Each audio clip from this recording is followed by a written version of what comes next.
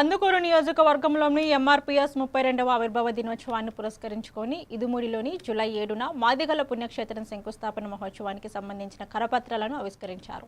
MRPS జిల్లా అధ్యక్షుడు రవినూతల కోటి మాదిగ మాట్లాడుతూ ఉసురుపాటి బ్రహ్మయ్య మాదిగ నాయకత్వంలోని కార్యక్రమం ఘనంగా నిర్వహించనున్నట్లు తెలిపారు.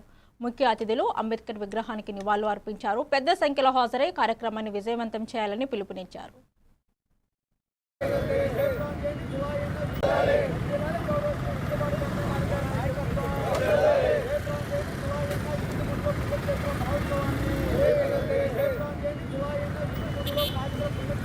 మాదిగల పుణ్యక్షేత్రాన్ని దేశాంజేని ఈదుమూడిలో మాదిగల పుణ్యక్షేత్ర మహోత్సవాన్ని స్థాపించబడి దాదాపుగా 32 సంవత్సరాలు అవుతుంది.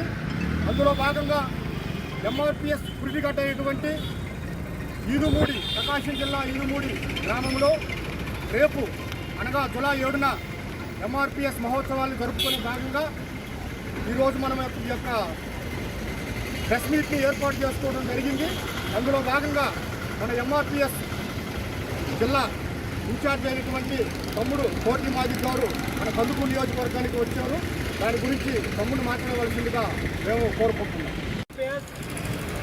32వ ఆవిర్భావ దినోత్సవం సందర్భంగా మాదిగ రిజర్వేషన్ పోరాట సమితి వ్యవస్థాపక అధ్యక్షులు గౌరవ శ్రీ ఉసురుపాటి బ్రహ్మయ్య మాదిగ గారి నాయకత్వంలో ఎంఆర్పీఎస్ ఆవిర్భావం పుట్టినటువంటి గడ్డ ఈదుమూడిలో మాదిగల పుణ్యక్షేత్ర నిర్మాణాన్ని తలపెట్టి ఉన్నాడు.